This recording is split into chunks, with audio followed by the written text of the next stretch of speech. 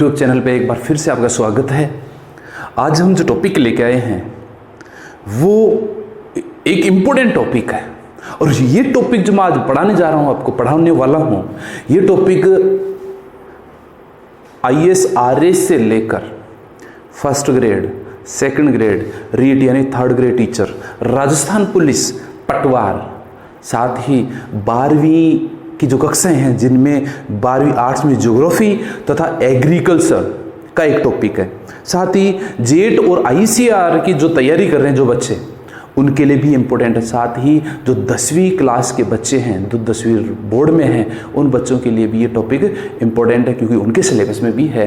यानी 10वीं 12वीं में एग्रीकल्चर यानी agriculture top subject plus jet और ICR की तैयारी करने वाले बच्चे और first grade, second grade, third grade teacher बनने वाले बच्चे जो बंदे हैं, स्टूडेंट हैं वो, और राजस्थान पुलिस और पटवार की जो तैयारी कर रहे हैं उनके लिए, और RS की तैयारी कर रहे हैं उन सभी के लिए ये इम्पोर्टेंट, इतना इम्पोर्टेंट है कि आप बस कंसंट्रेट होकर इस टॉपिक के ऊपर एक बार नजर रखना। और वो टॉपिक है अपना, वो है कृषि, कृषि जिसको एग्रीकल्चर बोलते हैं, एग्रीकल्चर।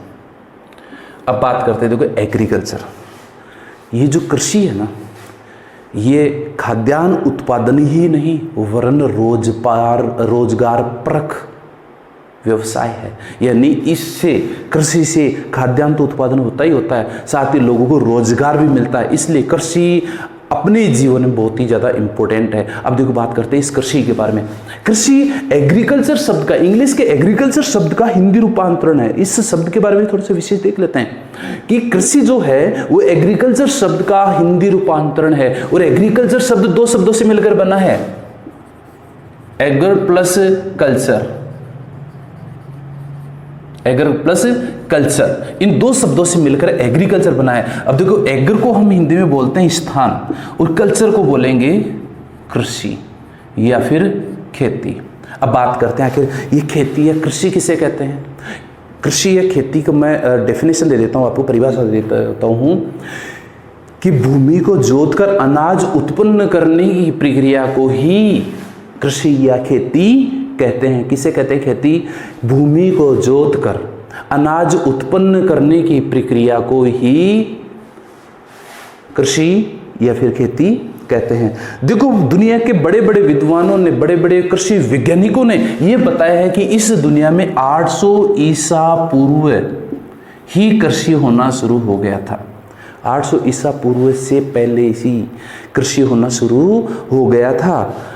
अब 800 ईसा पूर्व से तो चलो हमने मान लिया, और ये भी उन्होंने ये भी बताया है कि ये जो 800 ईसा पूर्व में जो कृषि का उत्पादन होना शुरू हुआ था वो कहाँ से हुआ था। इसमें भी सौभाग्यशालीपन ही है। इसमें ये बताया गया उन्होंने कि दक्षिणी पूर्वी मानसून एशिया से कृषि का उद्गम है। यानी कृषि की शुरुआत कहाँ से हुई थी? दक्षिणी पूर्वी मानसून एशिया से कृषि का उद्गम हुआ था। और वो कब हुआ था? 800 ईसा पूर्व से ही कृषि कार्य शुरू हो चुका था। अब बात करते हैं, एक रूसी वैज्ञानिक है, रूसी विद्वान है, उनका नाम है वेविलोव। क्या नाम? वेविलोव। वेविलोव ने 1951 में इस दुनिया के कुल 8 कृषि उद्भव केंद्र निर्धारित किए थे। 8 उद्भव केंद्र। इस दुनिया में कुल कितने उद्भव केंद्र निर्धारित किए थे? 8। कब किए थे? 1951 में। किसने किए थे? वेविलोव ने। वेविलोव कहाँ के थे? रूस के थे। यानी रूसी वैज्ञानिक वेविलोव ने 1951 में 8 कृषि उद्भव केंद्र निर्धारित किए थे। और बड़ी किस्मत वाली बात यह है कि वेविलोव ने भारत को भी उन 8 में एक माना है। यानी अब यूं मान सकते हैं कि दुनिया में कृषि का उद्गम स्थल भारत में माना गया है। यानी कि दुनिया में 8 केंद्र बताए थे उन्होंने कि 8 जगहों पर कृषि होना शुरू हुआ था, जिसमें भारत भी एक है। और ये भी दुनिया के विद्वानों ने ये माना कि 800 ईसा पूर्व से ही कृषि कार्य शुरू हो गया था। और ये कृषि कार्य कहाँ से शुरू हुआ? दक्षिणी पूर्वी मानसून एशिया से कृषि का उद्गम शुरू हुआ था। इस प्रकार आज अपन देख सकते हैं कि पूरी दुनिया के अंदर कृषि कार्य बहुत ही उच्च स्तर पर किया जा रहा है। और ये भी होना चाहिए अपने को पता कि दुनिया में जो सर्वाधिक कृषि भूमि है वो कौन सी देश की है? भारत की। दुनिया में सर्वाधिक कृषि भूमि, कृषि योग्य भूमि कहाँ है? भारत में। अब देखो भारतीय कृषि की थोड़ी सी विशेषता देख लेते हैं कि भारतीय कृषि क्या है। इस कृषि को अपन दे लेते हैं अब नाम भारतीय कृषि। तो भारतीय कृषि में देखो ये बात ये है, भारत का जो कुल क्षेत्रफल है, कुल क्षेत्रफल किसका? भारत का। भारत का कुल क्षेत्रफल 32,87,263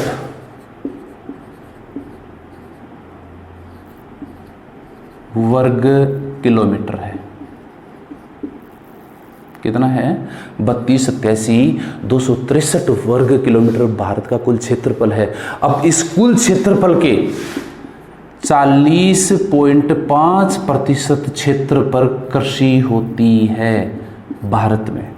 भारत में कितने प्रतिशत जगह पर खेती होती है? भारत के कुल क्षेत्रफल के 40.5% क्षेत्र पर कृषि होती है। देखो इंपॉर्टेंट है, ये ऑब्जेक्टिव क्वेश्चन भी बन के आते हैं, विशेषकर jet, ICR, first grade, second grade, third grade में ये क्वेश्चन इंपॉर्टेंट होता है। या बोर्ड की एग्जामिनेशन जिन्हें कि 12th वाले और जो 10th वाले बच्चे हैं उनके लिए इंपॉर्टेंट है, क्योंकि 1 नंबर का छोटा सा क्वेश्चन आ जाता है उनके लिए कि भारत की कुल भूमि के कितने प्रतिशत क्षेत्र पर, कितने भूभाग पर, कितने प्रतिशत भूभाग पर कृषि कार्य होता है? तो वो है 40.5% क्षेत्र पर कृषि कार्य होता है अकॉर्डिंग एनसीईआरटी बुक। हालांकि कई बुक में अलग अलग दे रखा है, लेकिन एनसीईआरटी में दे रखा है 40.5% भूभाग पर। अब देखो भारत का जो कुल जीडीपी है, कुल जीडीपी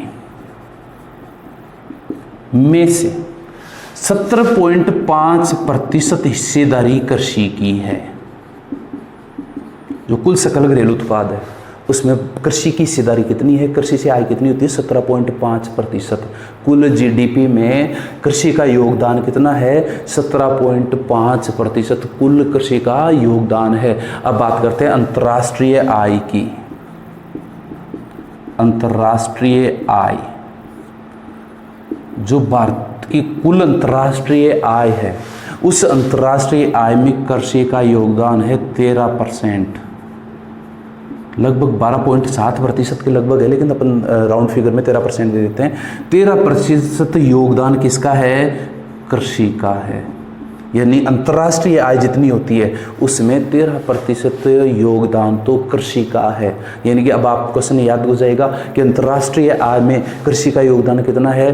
13% है। अब देखो बात करते हैं अब जनसंख्या की। कुल जनसंख्या का भारत की जो बताया गया कि 130 करोड़ जनसंख्या है।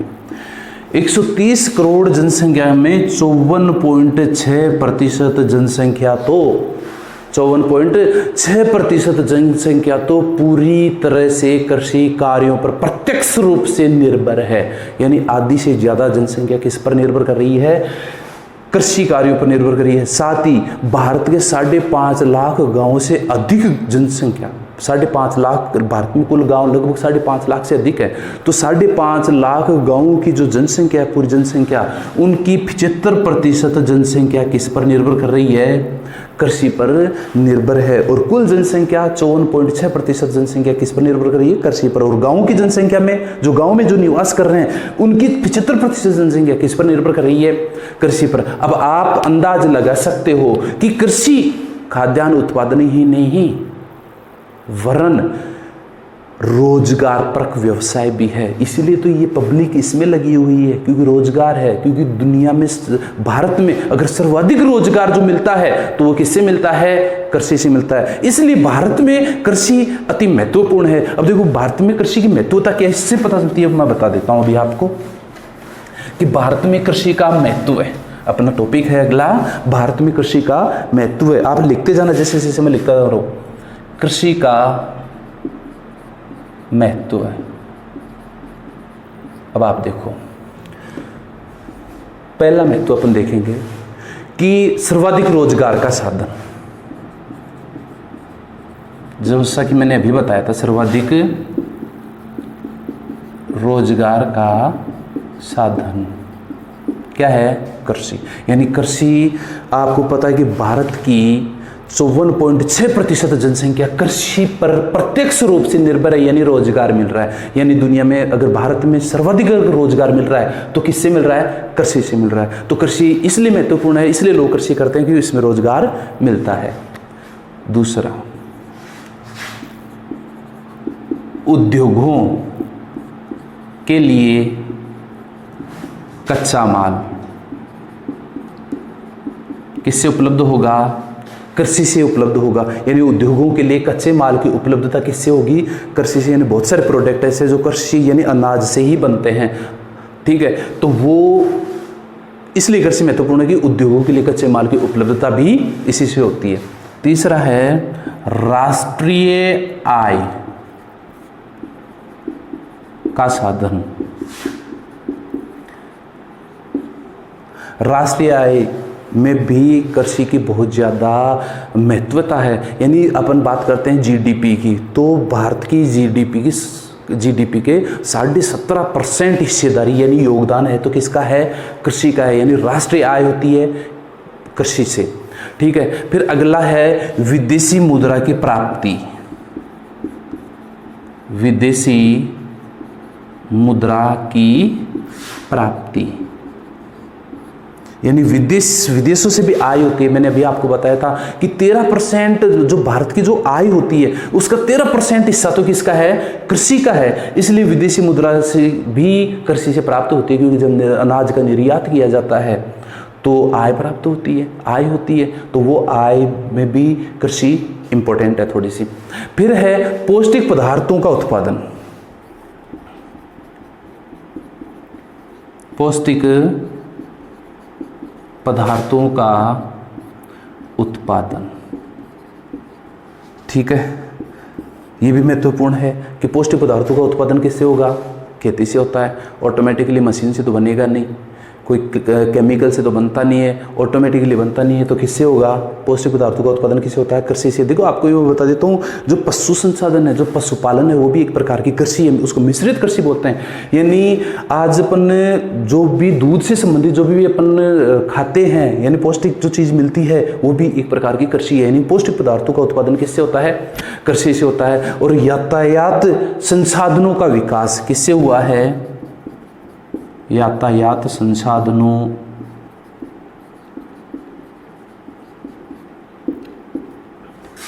का विकास कृषि से, ठीक है। तो कुल मिलाकर भारतीय कृषि की महत्वता अपन देख लिए। सर्वाधिक रोजगार का साधन है कृषि, उद्योगों के लिए कच्चा माल उपलब्ध करवाती है कृषि, राष्ट्रीय आय में भी बहुत बड़ा योगदान है कृषि का, विदेशी मुद्रा भी प्राप्त होती है, जो कि आपको मैंने बता रखा है कि 13% आय अगर होती है तो किससे होती है? कृषि से होती है। और जीडीपी में कितना सहयोग है इसका? 17.5% है। और पौष्टिक पदार्थों का उत्पादन होता है और यातायात संसाधनों का भी विकास होता है। इस प्रकार भारतीय कृषि का ये महत्व है। आप लिखते जाना इसको। अब है भारतीय कृषि की विशेषताएं अपन देखते हैं एक बार कि भारतीय कृषि की क्या विशेषता है। कि भारत की जनसंख्या, जो कि आपको मैंने बताया था कि 54.6% जनसंख्या कृषि कार्यों पर निर्भर है, प्रत्यक्ष रूप से निर्भर है। ऐसी क्या विशेषता है? तो अपन देखते हैं पहली विशेषता, भारतीय कृषि की विशेषता। देखो पहली विशेषता है जनसंख्या की निर्भरता। भारत की जो जनसंख्या है वो पूरी तरह से किसके ऊपर निर्भर करती है? कृषि पर। और मैंने आपको बताया 54.6% जनसंख्या तो पूरी तरह से प्रत्यक्ष रूप से कृषि पर निर्भर है। इसलिए जनसंख्या की निर्भरता भारतीय कृषि की एक विशेषता है। फिर है दूसरी विशेषता क्या है? मानसून पर निर्भरता।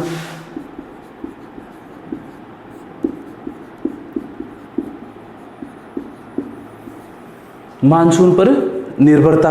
अब देखो जनसंख्या किस पर निर्भर कर रही है? कृषि पर।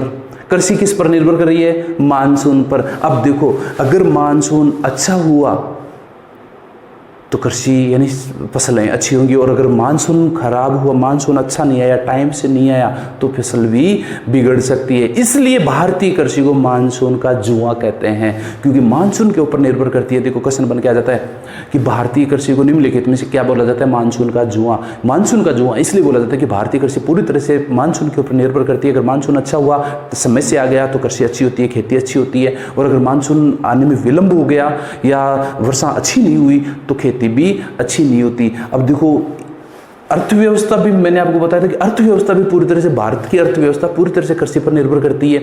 इसलिए भारतीय अर्थव्यवस्था का मेरुदंड बोला जाता है किसको? कृषि को। देखो लिखते जाना आप, भारतीय अर्थव्यवस्था का मेरुदंड किसको बोला जाता है? कृषि को। भारतीय अर्थव्यवस्था के आधारशिला किसको बोला जाता है? कृषि को। और भारतीय कृषि को मानसून का जुआ भी कहा जाता है। यानी कि 3 क्वेश्चन बन के आ रहे हैं। भारतीय अर्थव्यवस्था का मेरुदंड क्या है? कृषि। भारतीय अर्थव्यवस्था के आधारशिला क्या है? कृषि है। और मानसून का जुआ किसको बोला जाता है? भारतीय कृषि को। भारतीय कृषि को मानसून का जुआ क्यों बोला जाता है? क्योंकि भारतीय कृषि पूरी तरह से मानसून के ऊपर निर्भर करती है। मानसून आने में, अगर समय से मानसून आ गया और अच्छा मानसून आया, अच्छी बरसात होगी, तो फसल भी अच्छी होगी। और अगर मानसून आने में विलंब हो गया या बरसात अच्छी नहीं हुई, तो फसल भी अच्छी नहीं होगी। यानी मानसून के ऊपर पूरी तरह से निर्भर कर रही भारतीय कृषि। तो दूसरी विशेषता मैंने बताई मानसून पर निर्भरता। और तीसरी विशेषता है सिंचाई के साधनों का अभाव या सिंचाई का अभाव।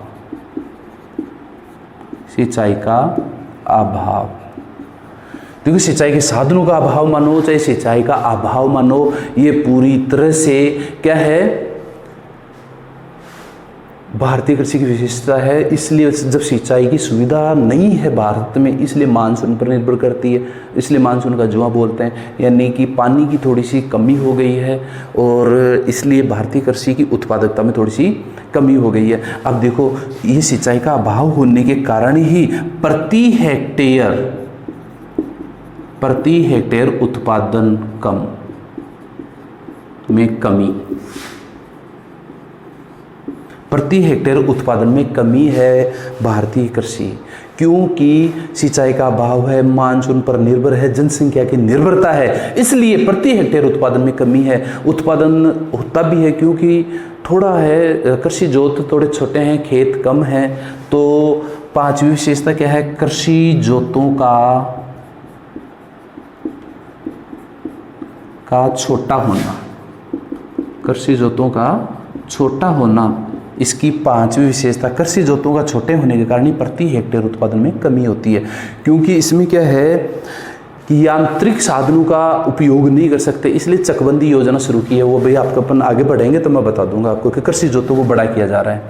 तो कृषि जोतों का छोटा होना भी भारतीय कृषि के लिए की एक विशेषता है कि छोटे छोटे खेत बना रखे हैं। छठा है चारा फसलों का अभाव।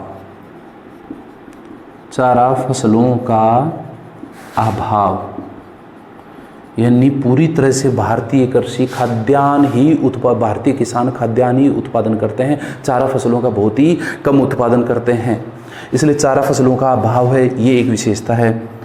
फिर अगली विशेषता है खाद्यान्नों की प्रधानता।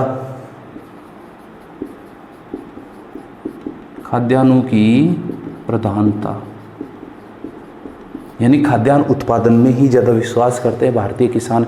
इसलिए मैंने बताया ना कि चारा फसलों का अभाव है और खाद्यान्नों को प्रधान यानी खाद्य पदार्थ ज़्यादा उत्पादित करते हैं। तो भारतीय कृषि की विशेषता क्या है? जनसंख्या पर निर्भरता। जनसंख्या की निर्भरता जो कि 54.6% जनसंख्या प्रत्यक्ष रूप से कृषि कार्यों पर निर्भर है। मानसून पर निर्भर है भारतीय कृषि। सिंचाई का अभाव है, प्रति हेक्टेयर उत्पादन में कमी है और कृषि जोतों का छोटा होना भी भारतीय कृषि की एक विशेषता है। और चारा फसलों का अभाव होना और खाद्यान्नों की प्रधानता भी भारतीय कृषि की विशेषता है। अब देखो भारतीय कृषि में आने वाली जो समस्याएं हैं इनके बारे में अपन थोड़ा सा जिक्र कर लेते हैं कि भारतीय कृषि कार्यों में कौन कौन सी समस्या आ रही है या भारतीय कृषि उत्पादन में यानी फसलों के उत्पादन में समस्याएं कौन कौन सी आ रही हैं, इसके बारे में अपन थोड़ा सा जिक्र कर लेते हैं।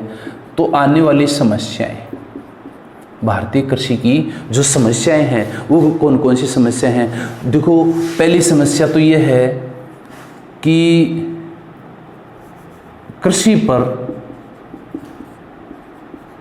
जनसंख्या का भार अधिक होना।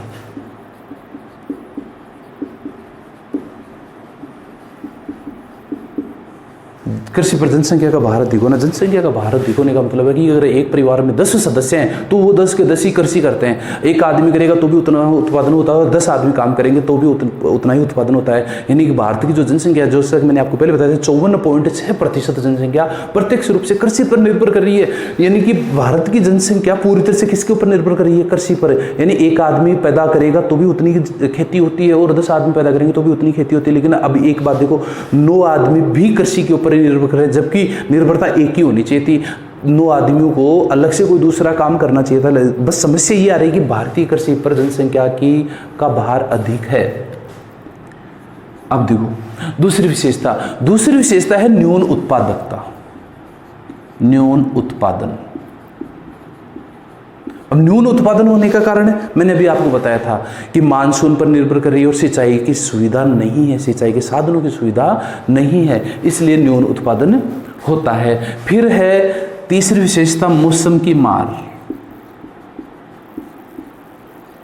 मौसम की मार का मतलब है कई बार तो अतिवृष्टि हो जाती है, यानी कि वर्षा ज़्यादा हो जाती है, कई बार वर्षा होती ही नहीं है, कई बार ओलावृष्टि हो जाती है, कई बार सर्दी ज़्यादा पड़ती है, इस वजह से फसलें जल जाती हैं, और कई बार गर्मी बहुत अधिक पड़ती है, इसलिए भी फसलें खराब हो जाती हैं। कहने का मतलब है कि मौसम की मार भी भारतीय कृषि पर बहुत प्रतिकूल प्रभाव डालती है। फिर चौथी विशेषता है इसकी किसानों का भाग्यवादी होना या आशावादी होना। किसानों का आशावादी या भाग्यवादी होना। देखो किसान क्या करता है, पूरी तरह से भाग्य पर निर्भर करता है, वो भगवान के भरोसे होता है। वो बोलता है कि अगर हमारी किस्मत में होगी तो अच्छी फसल होगी, और अगर किस्मत ही खराब है तो फसल भी खराब होगी। यानी कहने का मतलब है पूरी तरह से किस पर निर्भर करने लग गया? भाग्य पर निर्भर होने लग गया। कौन? भारतीय किसान। इसलिए थोड़ी सी समस्या आ रही है। फिर है किसानों का अशिक्षित होना। अगली विशेषता है किसानों का अशिक्षित होना।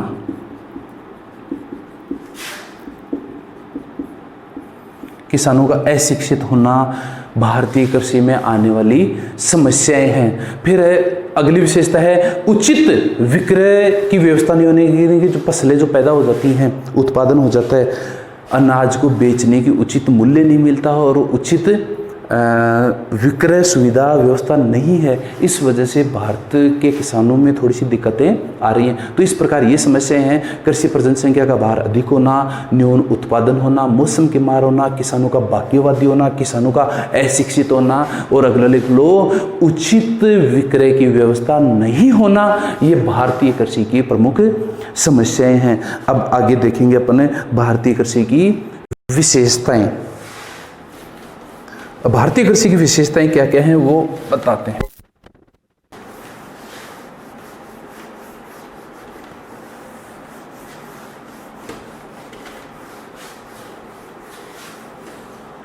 अब देखते हैं अपन भारतीय कृषि के प्रकार।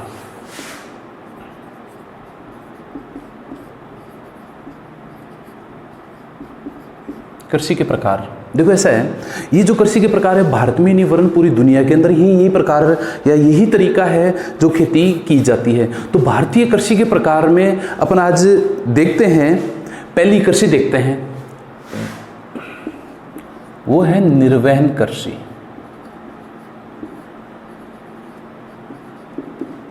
निर्वहन कृषि देखो, निर्वहन कृषि का मुख्य जो उद्देश्य हुआ करता था वो परिवार के लिए खाद्यान्नों की आवश्यकता की पूर्ति करना ही होता था। निर्वहन कृषि किसे कहते हैं? परिवार के लिए खाद्यान्नों की आपूर्ति करना या उन परिवार की खाद्यान्न की आवश्यकताओं की पूर्ति करना ही निर्वहन कृषि की एक विशेषताएं होती थी। अब निर्वहन कृषि भी दो प्रकार की होती है। निर्वहन कृषि कितने प्रकार की? दो प्रकार की। एक तो है आदिम निर्वहन कृषि। कौन सी है? आदिम निर्वहन कृषि। और दूसरी है गहन निर्वहन कृषि। गहन निर्वहन कृषि। अब देखो अपन दोनों के बारे में थोड़ा सा एक्सप्लेनेशन कर लेते हैं कि आदिम निर्वहन कृषि क्या है। आदिम निर्वहन कृषि का मुख्य उद्देश्य सिर्फ और सिर्फ क्या था, खाद्य आवश्यकताओं की पूर्ति करने के लिए अनाज का उत्पादन करना ही आदिम निर्वहन कृषि होती थी। जो आदिम निर्वहन कृषि है ये भी दो प्रकार की है। आदिम निर्वहन कृषि दो प्रकार की, तो पहला तो है स्थानांतरित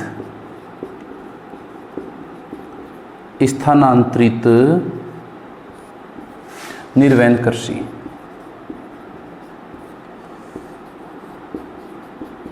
एक्सप्लेन करेंगे अभी। स्थानांतरित निर्वहन कृषि या फिर इसको दूसरे नाम से बोलते हैं प्रारंभिक जीविका निर्वहन कृषि। किस नाम से जानते हैं? प्रारंभिक जीविका निर्वहन कृषि के नाम से जाना जाता है किसको? स्थानांतरित निर्वहन कृषि को। और दूसरी है इसमें स्थायी कृषि। अब पहले इसके बारे में एक्सप्लेन कर लेते हैं कि स्थानांतरित निर्वहन कृषि क्या होती है। देखो स्थानांतरित निर्वहन कृषि में क्या होता था, पहले स्वतंत्रता प्राप्ति से पहले ही भारतीय किसान खेती के मामले में काफी जागरूक था, लेकिन खेत जो यंत्र थे, जो खेती करने के लिए जो भी संसाधन थे वो उपलब्ध न होने के कारण खेतों का आकार काफी छोटा हुआ करता था। इसलिए किसान क्या करता था, पहले जंगलों को काट देता था या फिर उनको जलाकर खेत तैयार कर लेता था और उसमें खेती करता था। अब 2-3-4 साल तक लगातार खेती करता था। अब वो खेती उतनी ही करता था जितने उसके खाद्यान्न प्राप्त हो जाता था, यानी खाने के लिए अनाज पैदा हो जाता था, उतनी खेती करता था। यानी उस टाइम पर बैलों का प्रयोग वगैरह यूं ही करता था, यानी कि खेत चेंज करता रहता था।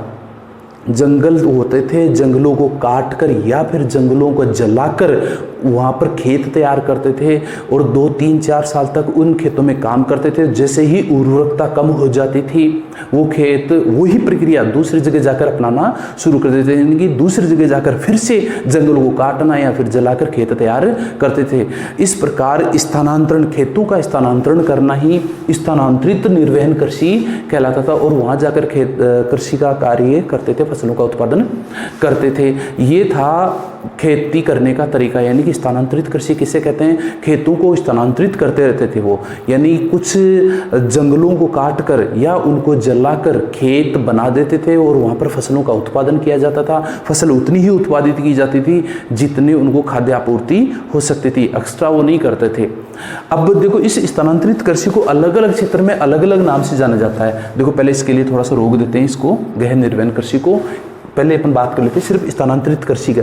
स्थानांतरित कृषि में देखो जो भारत के उत्तरी पूर्वी राज्य हैं, उत्तरी पूर्वी राज्य, अब उन उत्तरी पूर्वी राज्यों में मुख्य रूप से कौन कौन से राज्य आ गए?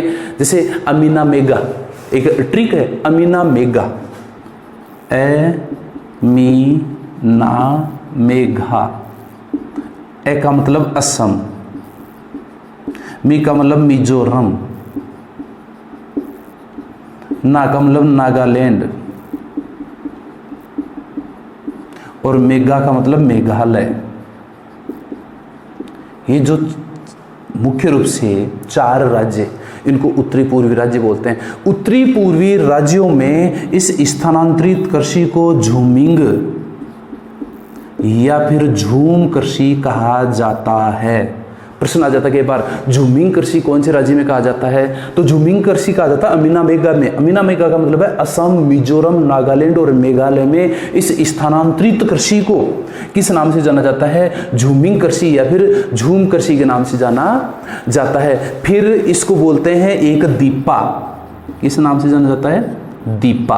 अब ये दीपा कौन कौन से राज्यों में बोला जाता है? छत्तीसगढ़, जो छत्तीसगढ़ है, छत्तीसगढ़ का एक बस्तर जिला है, बस्तर जिला,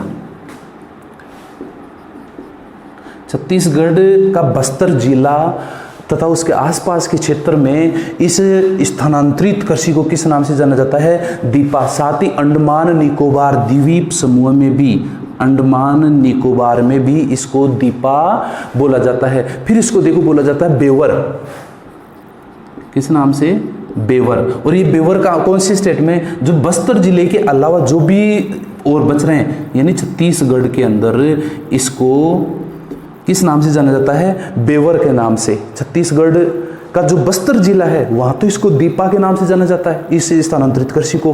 बाकी पूरे छत्तीसगढ़ में इसको बेवर के नाम से जाना जाता है। असम, मिजोरम, नागालैंड और मेघालय में इसको झूमिंग कृषि या फिर झूम कृषि बोला जाता है। अब राजस्थान की बात करें तो राजस्थान में इस कृषि को बोला जाता है वालरा। क्या? वालरा। राजस्थान में इस कृषि को वालरा बोला जाता है। वालरा कहाँ बोला जाता है? राजस्थान में। राजस्थान में इसको वालरा के नाम से जाना जाता है। फिर है केरल। केरल में इसको बोलते हैं पोन्नम। स्थानांतरित कृषि को केरल में किस नाम से जाना जाता है? पोन्नम के नाम से। यानी कि ये जो मैंने आपको नाम बताया ये अच्छी तरह से लिख लेना कि इनको किस किस नाम से जाना जाता है। देखो, झूमिंग या झूम कृषि किसको कहते हैं? स्थानांतरित कृषि को। दीपा किसे कहते हैं? स्थानांतरित कृषि को। बेवर किसे कहते हैं? स्थानांतरित कृषि को। वालरा किसे कहते हैं? स्थानांतरित कृषि को। पोन्नम किसे कहते हैं? स्थानांतरित कृषि को। और प्रत्येक जो नाम दिए हैं वो अलग अलग राज्यों में बोला जाता है। देखो, एक बार फिर से मैं रिपीट कर देता हूँ। झूमिंग या झूम उत्तरी पूर्वी राज्यों में बोला जाता है। भारत के उत्तरी पूर्वी राज्यों में स्थानांतरित कृषि को झूमिंग या झूम कृषि कहते हैं। छत्तीसगढ़ के बस्तर जिले में इसको दीपा कहा जाता है। बेवर जो कहा जाता है वो छत्तीसगढ़ जो पूरा राज्य है उसमें इसको बेवर कहा जाता है। राजस्थान में इसको वालरा कहा जाता है। केरल में इसको पोन्नम कहा जाता है। यानी ये अलग अलग क्षेत्रों में इसको अलग अलग नाम से जाना जाता है। तो ये हुई अपनी स्थानांतरित कृषि। आदिम निर्वहन कृषि का एक भाग है स्थानांतरित कृषि, जिसको प्रारंभिक जीविका निर्वहन कृषि भी कहा जाता है। अब अगला है इसमें स्थायी कृषि। क्या है? स्थायी कृषि। देखो, स्थायी कृषि इस स्थानांतरित कृषि का बिल्कुल विपरीत नाम है, विपरीत काम है, विपरीत कार्य है, विपरीत प्रकार की कृषि है। वो कैसे है? क्योंकि स्थानांतरित कृषि में तो खेत स्थानांतरित होते थे, लेकिन स्थायी कृषि में खेत स्थानांतरित ना होकर स्थायी रूप से होने लगे। क्यों होने लगे? क्योंकि अब धीरे धीरे जनसंख्या बढ़ने लगी तो जंगलों में लोग रहने लग गए। रहने से क्या है, खेत स्थानांतरित नहीं हो पाते, तो लोग क्या करने लगे, एक जगह स्थायी रहने लगे, खेत परमानेंट रखने लग गए। और खेतों में अब समय के साथ साथ उर्वरकता भी बढ़ाने लग गए, खाद का प्रयोग करने लग गए और यंत्रों का प्रयोग भी करने लगे। यानी कुल मिला के ये है कि स्थायी रूप से वो उस खेत में कार्य करने लगे। अब जो स्थायी कृषि है ये भी जो इसमें यंत्रों का प्रयोग करते थे स्थायी कृषि के अंदर, और खेत बदले नहीं जाते थे। तो इस प्रकार ये हुई अपनी स्थायी कृषि। और स्थायी कृषि के अलावा अब जो मैंने आपको बताया था, इस स्थायी कृषि में खेती के साथ साथ यानी कृषि उत्पादन के साथ साथ फसल भी साथ रखते थे। और ये बोलते हैं पशु साथ रखते थे। यानी पशु उत्पादन या पशुओं को भी रखने से कृषि होती है, उस पशुओं को रखने को भी कृषि बोलते हैं। इसको मिश्रित कृषि बोलते हैं। अब बात करते हैं इस गहन निर्वहन कृषि के बारे में। मैं इसको मिटा दूं, आप लिख लो।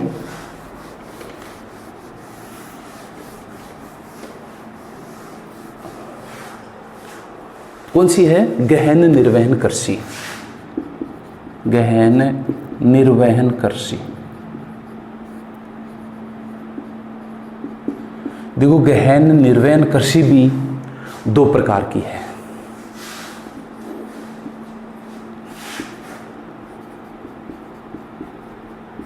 सांवल प्रधान निर्वहन कृषि, दूसरा है गेहूं प्रधान निर्वहन कृषि। ये देखो आप, निर्वहन कृषि कितने प्रकार की? दो प्रकार की, आदिम निर्वहन कृषि और गहन निर्वहन कृषि। आदिम निर्वहन कृषि जैसा कि मैंने आपको बताया वो भी दो प्रकार की होती है, स्थानांतरित निर्वहन कृषि या फिर स्थायी कृषि। अब है गहन निर्वहन कृषि। अब ये गहन निर्वहन कृषि कितने प्रकार की? दो प्रकार की, चावल प्रधान निर्वहन कृषि और गेहूं प्रधान निर्वहन कृषि। अब तो इससे पहले अपन देख लेते हैं गहन निर्वहन कृषि किसे कहते हैं। देखो, गहन निर्वहन कृषि विस्तृत आकार वाले क्षेत्रों पर यांत्रिक विधियों से की जाने वाली कृषि को गहन निर्वहन कृषि कहते हैं। अब पूछ लिया जाता है गहन निर्वहन कृषि किसे कहते हैं? विस्तृत आकार वाले क्षेत्रों पर यांत्रिक विधियों से की जाने वाली कृषि को गहन निर्वहन कृषि कहा जाता है। अब देखो, इस प्रकार की कृषि के अंदर जनसंख्या का दबाव बहुत अधिक होता है। इस कृषि में इस कृषि की अगर बात करें तो इस कृषि में क्या है, मानव श्रम का प्रयोग भी अधिक होता है तथा क्षेत्र में एक से अधिक फसलें भी बोई जाती हैं। और एक से अधिक फसलों के बोने को क्या बोलते हैं, फसलों का आवर्तन कहा जाता है। प्रश्न आ जाता है फसलों का आवर्तन किसे कहते हैं, कि एक ही क्षेत्र में एक से अधिक फसलों के उत्पादन को फसलों का आवर्तन कहा जाता है। तो गहन निर्वहन कृषि में एक से अधिक फसलों का उत्पादन भी किया जाता है। अब फसल उत्पादन की प्रधानता के आधार पर, यानी किस क्षेत्र में किस प्रकार की फसलें उत्पादित की जाती हैं, तो गहन निर्वहन कृषि को दो भागों में डिवाइड किया है, चावल प्रधान निर्वहन कृषि और गेहूं प्रधान निर्वहन कृषि। अब चावल प्रधान निर्वहन कृषि क्या है, देखो जिस क्षेत्र में 100 सेंटीमीटर से अधिक वर्षा होती है वहां पर चावल की खेती की जाती है। यानी चावल प्रधान कृषि क्या है, चावल प्रधान निर्वहन कृषि क्या है, जिस क्षेत्र में 100 सेंटीमीटर से अधिक वर्षा होती हो वहां पर चावल की सर्वाधिक खेती की जाती है। और वो ऐसे कौन से क्षेत्र हैं जहां पर 100 सेंटीमीटर से अधिक वर्षा होती है या फिर चावल की खेती की जाती है, वो है पश्चिमी बंगाल है, बिहार है, पूर्वी उत्तर प्रदेश है, पूर्वी मध्य प्रदेश है, साथ ही भारत के जो तटीय प्रदेश हैं वहाँ पर चावल की सर्वाधिक खेती की जाती है। और वहाँ की विशेषता क्या है, 100 सेंटीमीटर से अधिक वर्षा होती है। यानी जिस क्षेत्र में 100 सेंटीमीटर से अधिक वर्षा होती है वहाँ पर चावल का उत्पादन होता है। अब बात करते हैं गेहूं प्रधान निर्वहन कृषि। जिस क्षेत्र में 100 सेंटीमीटर से कम वर्षा होती है, जिस क्षेत्र में 100 सेंटीमीटर से कम वर्षा होती है वहाँ पर गेहूं की पैदावार की जाती है। साथ ही गेहूं के साथ कपास, ज्वार, बाजरा, जौ या फिर जो दलहन है उनकी खेती की जाती है। कौन से क्षेत्र में, गेहूं प्रधान निर्वहन कृषि, जो कि गहन निर्वहन कृषि का एक भाग है। और वो उस क्षेत्र में की जाती है जहां पर 100 सेंटीमीटर से कम वर्षा होती है। अब बात करते हैं 100 सेंटीमीटर से कम वर्षा वाला क्षेत्र कौन कौन सा है, तो वो देखो पंजाब आ गया, हरियाणा आ गया, पश्चिमी उत्तर प्रदेश, यानी पूर्वी उत्तर प्रदेश तो इधर है, चावल प्रधान क्षेत्र में है, पूर्वी उत्तर प्रदेश तो आगे का, लेकिन पश्चिमी उत्तर प्रदेश क्या है, गेहूं प्रधान निर्वहन कृषि ही पैदा करता है। और फिर आ गया राजस्थान आ गया, और जितने भी प्रायद्वीपीय पठार है, भारत का जो दक्षिण प्रायद्वीपीय पठार है वहां पर भी गेहूं प्रधान निर्वहन कृषि की जाती है। गेहूं प्रधान निर्वहन कृषि में कौन कौन सी खेती होती है, गेहूं हो गया, कपास हो गया, जौ हो गया, बाजरा हो गया, दालें, जितनी भी दाल हैं वो भी गेहूं प्रधान निर्वहन कृषि में ही की जाती है। अब आज देखते हैं जो गहन निर्वहन कृषि को हमने पढ़ लिया है। अब इसके बाद में कृषि की जो विशेषताएं हैं, यानी जो पहला प्रकार हमने पढ़ा है वो है निर्वहन कृषि। अब उसके बाद में जो आएगी व्यापारिक कृषि और ये दूसरी जो कृषियाँ हैं ये हम अगले वीडियो में पढ़ेंगे। बस दोस्तों आपसे तो विशेष निवेदन यही है कि आप जितना ये बताया गया है उनको आप लिखते जाओ, और जो लिखने के बाद में इसको अच्छे से पढ़ो, पढ़ने के बाद में नोट्स, एक तरह से नोट्स का रूप बना लो। अब आपसे विशेष रिक्वेस्ट है कि अगर हमारे इस चैनल को अगर आपने सब्सक्राइब नहीं किया है तो सब्सक्राइब करें, और अपने साथियों के पास में भी इस वीडियो को ज़्यादा से ज़्यादा शेयर करें ताकि उसको भी बेनिफिट मिले। ओके, नमस्कार। अगले वीडियो को आप इंतज़ार ज़रूर करें।